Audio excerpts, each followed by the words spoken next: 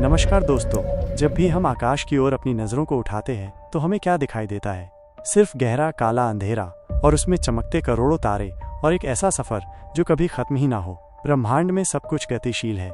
हमारे ब्रह्मांड की 200 बिलियन आकाश गंगाओं में से एक हमारी अपनी आकाश गंगा है, जिसका नाम हमने मिल्की वे रखा है, जो करीब 2.2 मिलियन किलोमीटर पर आवर की स्पीड से ब्रह्मांड में घूम रही है। इसी मिल्की वे का चक्कर लगाता एक स्टार जो 7189 किलोमीटर प्रति घंटे की रफ्तार से घूम रहा है, जिसका नाम हमने सन रखा है। और इसी सन के चारों ओर घूमते हुए प्लैनेट्स में से एक है हमारा अपना प्लैनेट, जिसका नाम हमने अर्थ रखा है। पर क्या हमसे कुछ छूट गया? हाँ, वही जो दिखाई नहीं दे रहा। इस ब्रह्मांड में सब कुछ जो हम देखते हैं वो सिर्फ 5% है। तो बाकी ब्रह्मांड क्या है और किस चीज़ से बना है? तो इन्हीं सवालों के साथ करते हैं आज के वीडियो की शुरुआत। Let's begin.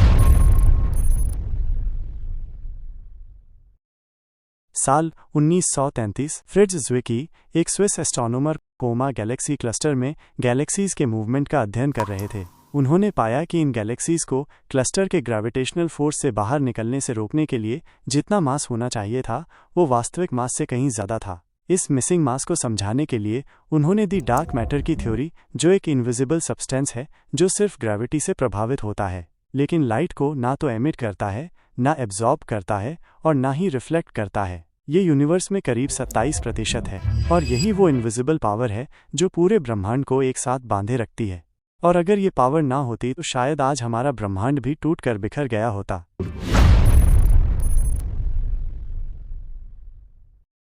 साल 1998 सुपरनोवा के डेटा पर काम करते हुए वैज्ञानिकों ने एक चौंकाने वाली चीज़ देखी। हमारा जो यूनिवर्स था वो सिकुड़ नहीं रहा था, बल्कि और ज़्यादा तेज़ी से एक्सपैंड कर रहा था, मानो जैसे कोई इनविजिबल पावर गैलेक्सियों को खींच रही हो। और इसी घटना को वैज्ञानिकों ने नाम दिया डार्क एनर्जी। जो यूनिवर्स का 68% हिस्सा है, यानी ब्रह्मांड का सबसे ज़्यादा हिस्सा इसी डार्क एनर्जी से बना हुआ है। ये वो चीज़ है जो हर जगह है, स्पेस के हर पॉइंट में, हर एटम के बीच।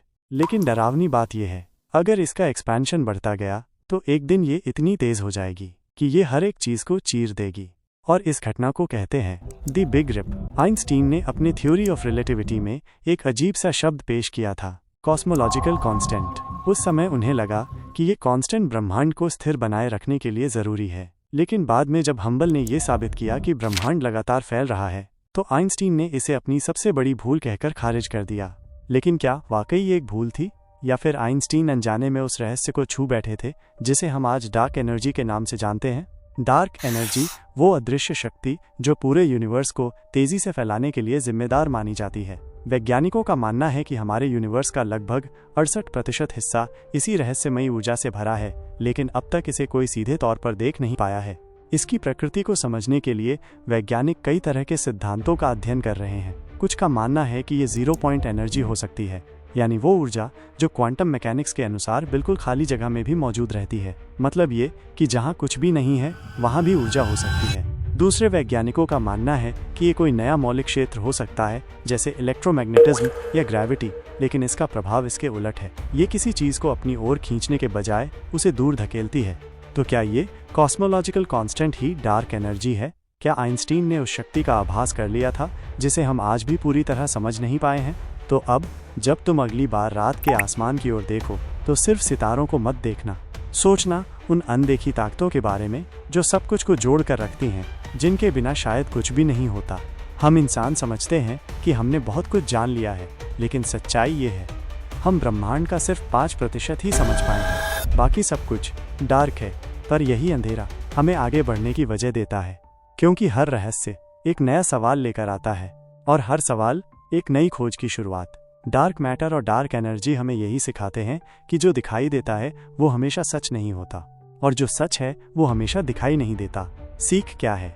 हमेशा सवाल करते रहो, हमेशा जानने की कोशिश करते रहो, क्योंकि हो सकता है किसी दिन तुम्हारे ही जहन में वो जवाब छिपा हो जो इस पूरी कायनात की कहानी बदल दे। मुझे दीजिए इजाज़त। उम्मीद करता हूँ कि ये वीडियो आपको पसंद आई होगी। अगर ये वीडियो आपको अच्छी लगी हो तो इस वीडियो को लाइक कर दीजिएगा और चैनल को सब्सक्राइब करना ना भूलिएगा। मिलेंगे एक और नए एपिसोड में, तब तक के लिए अपना ख्याल रखिएगा। शुक्रिया।